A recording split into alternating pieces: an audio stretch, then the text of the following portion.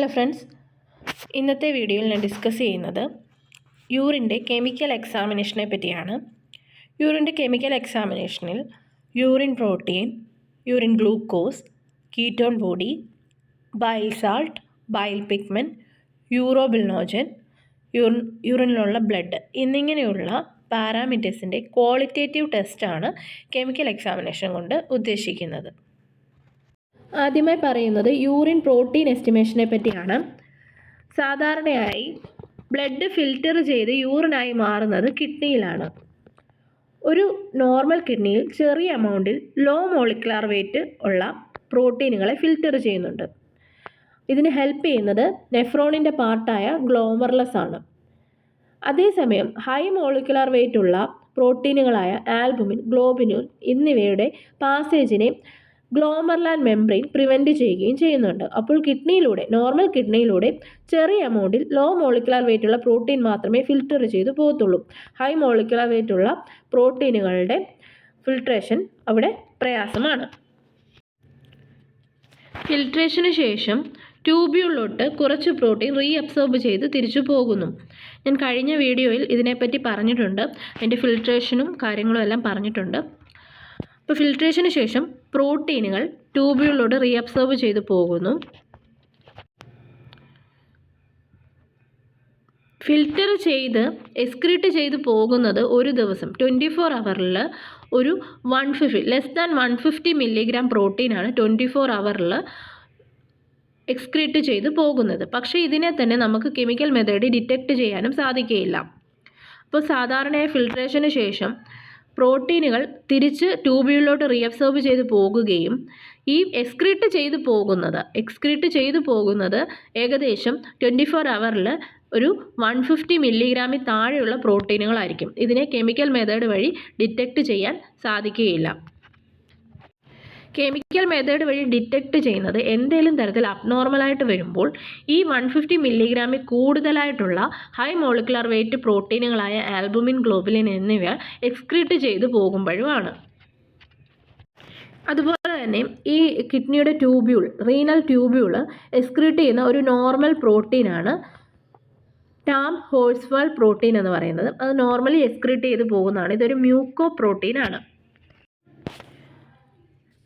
കിഡ്നിയുടെ function normal ആണെങ്കിൽ ഒരു തരത്തിലും യൂറിനിൽ പ്രോട്ടീൻ്റെ പ്രസൻസ് കാണാൻ സാധിക്കുകയില്ല.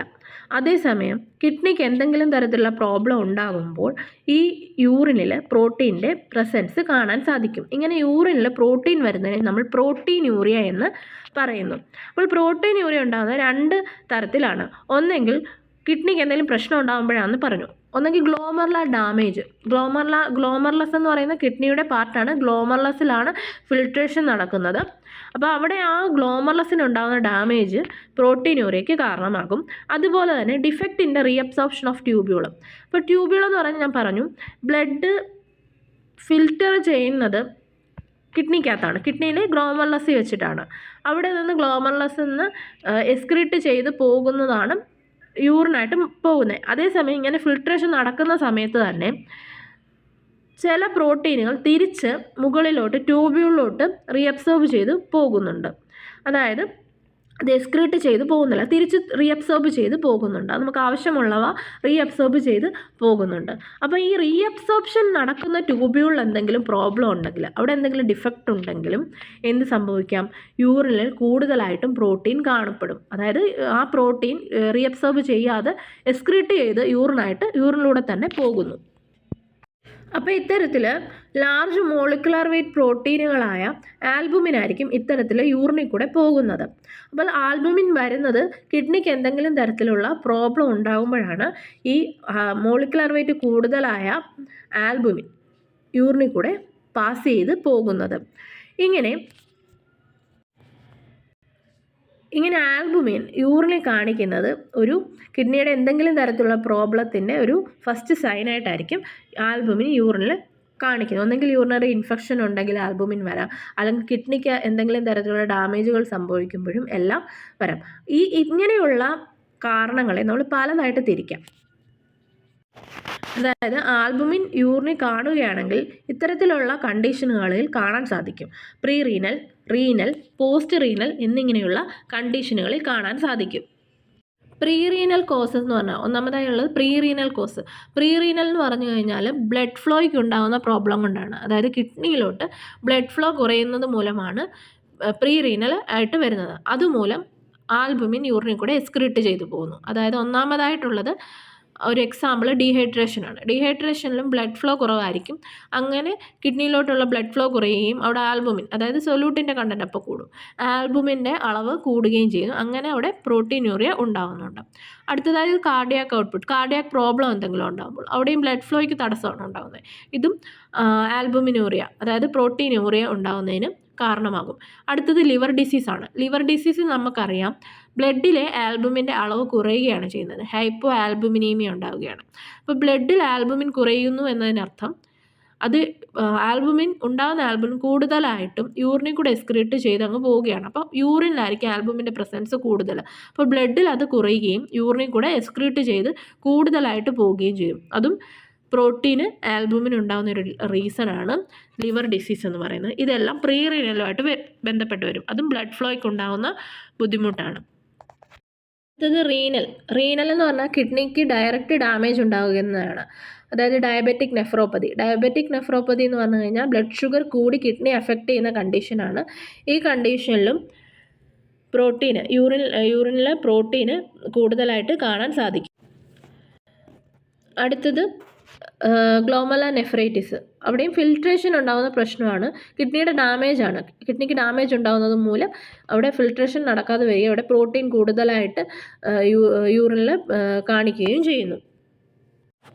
പോസ്റ്റ് റീനൽ എന്ന് പറഞ്ഞു കഴിഞ്ഞാൽ കിഡ്നിയുടെ ട്യൂബ്യൂൾ, യൂറിനറി ട്രാക്റ്റിൽ ഉണ്ടാകുന്ന എന്തെങ്കിലും തരത്തിലുള്ള ബുദ്ധിമുട്ട് മൂലമാണ് പോസ്റ്റ് റീനൽ കോസസ് ഉണ്ടാകുന്നത്. അതായത് urinary tract infection. Urinary tract ഇൻഫെക്ഷനിലും ബാക്ടീരിയയുടെയും എല്ലാം അളവ് കൂടുന്നത് മൂലം ആൽബുമിൻ്റെ അളവ് കൂടും.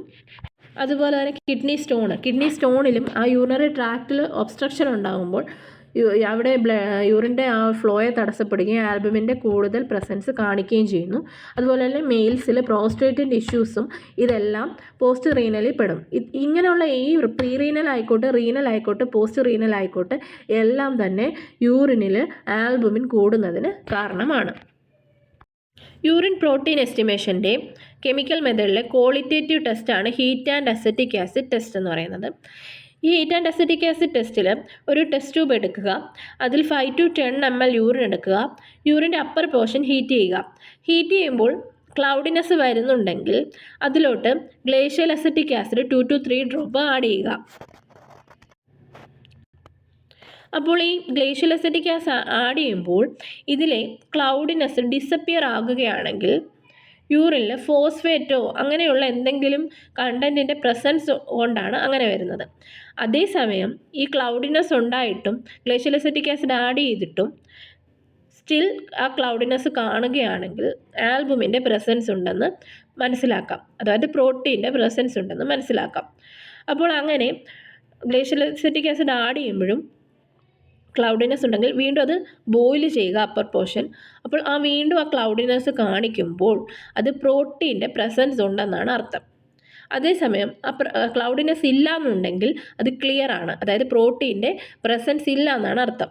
അപ്പോൾ ഇതുവഴിയാണ് നമ്മൾ യൂറിൻ പ്രോട്ടീൻ കണ്ടുപിടിക്കുന്നത്. അപ്പോൾ ഈ ക്ലൗഡിനെസ്സിൻ്റെ ഗ്രേഡ് അനുസരിച്ച് അത് ട്രേസ് ആണോ, പ്ലസ് ആണോ, 2+ ആണോ, അങ്ങനെ നമ്മൾ അതിൻ്റെ ആ ഒരു ക്ലൗഡിനെസ് എന്തുമാത്രം ഉണ്ടെന്നുള്ളതിനനുസരിച്ച് നമ്മളതിന് ഗ്രേഡ് കൊടുക്കുന്നു. ട്രേസ്, പ്ലസ്, 2+, 3+ അങ്ങനെ കൊടുക്കുന്നു. അതുപോലെ തന്നെ നമ്മൾ യൂറിൻ എടുക്കുമ്പോൾ ചില യൂറിനിൽ ഇൻഫെക്ഷൻ എന്തെങ്കിലും ഉണ്ടെങ്കിൽ യൂറിൻ ഭയങ്കരമായിട്ട് ക്ലൗഡിയായിട്ട് കാണപ്പെടും. അപ്പോൾ അങ്ങനെയുള്ള യൂറിന് ഡയറക്റ്റായിട്ട് നമുക്കത് ചെയ്യുമ്പോൾ ചിലപ്പോൾ ഫോൾസ് പോസിറ്റീവ് ആയിട്ടുള്ള റിസൾട്ട് കാണിക്കും. അപ്പോൾ അതും അവോയ്ഡ് ചെയ്യാൻ വേണ്ടിയിട്ട് നമ്മൾ ഈ യൂറിനിലെ ക്ലൗഡിയാണ് യൂറിൻ ക്ലൗഡി ആണെങ്കിൽ അതിനെ നമ്മൾ സെൻട്രിഫ്യൂജ് ചെയ്യുകയോ അല്ലെങ്കിൽ ഫിൽറ്റർ ചെയ്തിട്ടോ ആ സൂപ്പർനൈറ്റൻ്റ് എടുത്തിട്ട് നമ്മൾ ഇത്തരത്തിലുള്ള പ്രോട്ടീൻ്റെ എസ്റ്റിമേഷൻ ചെയ്യും. അപ്പോൾ സെൻട്രിഫ്യൂജ് ചെയ്യുമ്പോൾ അതിലുണ്ടാകുന്ന ആ ഒരു സൂപ്പർനൈറ്റിനെ നമുക്ക് പ്രോട്ടീൻ എസ്റ്റിമേഷന് വേണ്ടിയിട്ട് ഹീറ്റ് ആൻഡ് അസറ്റിക് ആസിഡ് അങ്ങനെയുള്ള ടെസ്റ്റുകൾക്ക് വേണ്ടിയിട്ട് നമുക്ക് എടുക്കാൻ പറ്റും. അതേസമയം ആ ഉണ്ടാകുന്ന സെഡിമെൻറ്റ് മൈക്രോസ്കോപ്പിക് എക്സാമിനേഷൻ ഉണ്ടെന്നുണ്ടെങ്കിൽ അതിന് വേണ്ടിയിട്ടും യൂസ് ചെയ്യാൻ പറ്റും. അപ്പോൾ ആ ഒരു ക്ലൗഡിനെസ് അവോയ്ഡ് ചെയ്യാൻ വേണ്ടിയിട്ടാണ്. അതായത് അതിനകത്തുള്ള റോങ് ആയിട്ടൊരു റിസൾട്ട് വരാതിരിക്കാൻ വേണ്ടിയിട്ടാണ് അതിനെ സെൻട്രിഫ്യൂജ് ചെയ്യുന്നതോ ഫിൽട്ടർ ചെയ്യുന്നതോ അത് യൂസാണ്.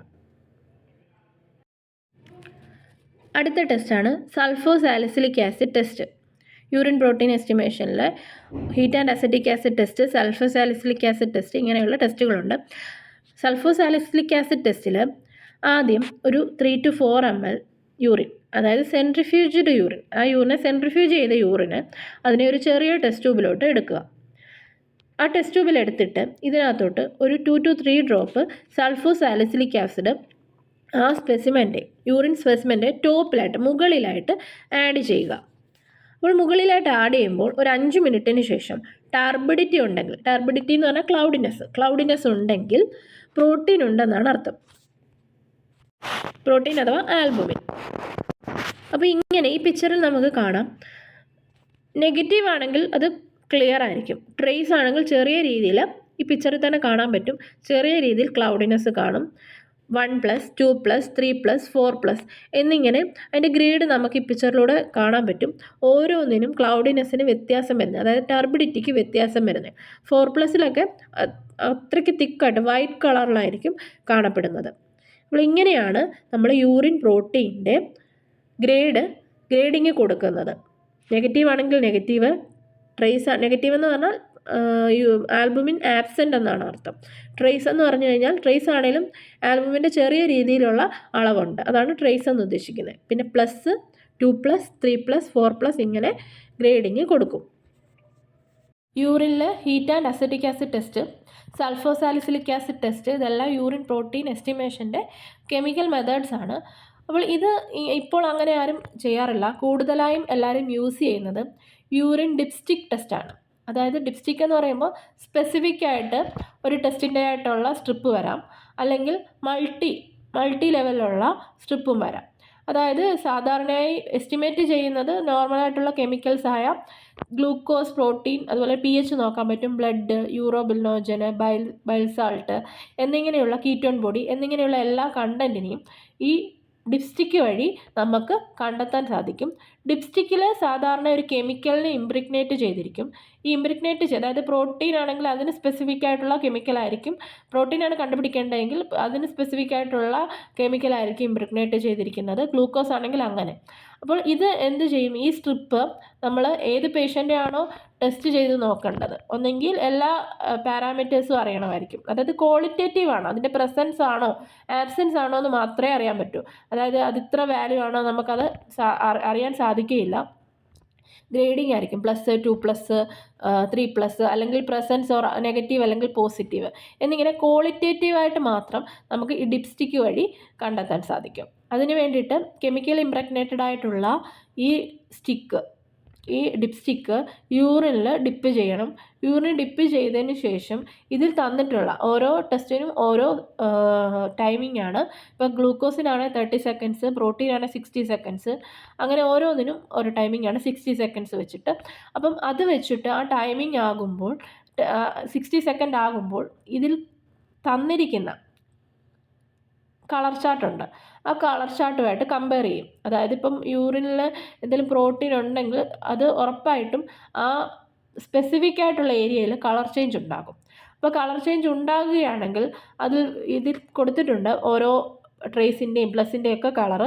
അത് വെച്ചിട്ട് ആ കളർ ഏതാണെന്ന് നോക്കും. എങ്ങനെ യൂറിൻ പ്രോട്ടീൻ +, ആണെങ്കിൽ +, 2+ ആണെങ്കിൽ 2+, അല്ലെങ്കിൽ നെഗറ്റീവ് ആണെങ്കിൽ ഈ കൊടുത്തിരിക്കുന്ന യെല്ലോ കളറിലും കാണിക്കും. അങ്ങനെ ഓരോ ടെസ്റ്റുകളും ഗ്ലൂക്കോസ് ആയിക്കോട്ടെ, പ്രോട്ടീന്, അങ്ങനെ എല്ലാ ടെസ്റ്റുകളെയും തന്നെ നമുക്ക് ഡിപ്സ്റ്റിക്ക് വഴി വളരെ പെട്ടെന്ന് തന്നെ നമുക്ക് കണ്ടെത്താൻ സാധിക്കും. ഇപ്പം നമ്മൾ മാനുവൽ മെത്തേഡിനെ പോലെ തന്നെ വലുതായിട്ടുള്ള പ്രൊസീജിയേഴ്സ് ഒന്നുമില്ല. ജസ്റ്റ് യൂറിൻ ഡിപ്പ് ചെയ്യുക, ടൈം കീപ്പ് ചെയ്തിട്ട് അതിനുശേഷം കളർ ചാർട്ടുമായിട്ട് കമ്പയർ ചെയ്ത് നോക്കുക. ഇന്നത്തെ വീഡിയോ നിങ്ങൾക്ക് ഇഷ്ടമായിട്ടുണ്ടെങ്കിൽ ലൈക്ക് ചെയ്യുക, സബ്സ്ക്രൈബ് ചെയ്യുക. നിങ്ങൾക്ക് എന്തെങ്കിലും ഡൗട്ട് ഉണ്ടെങ്കിലും കമൻ്റായിട്ട് ചോദിക്കാവുന്നതാണ്.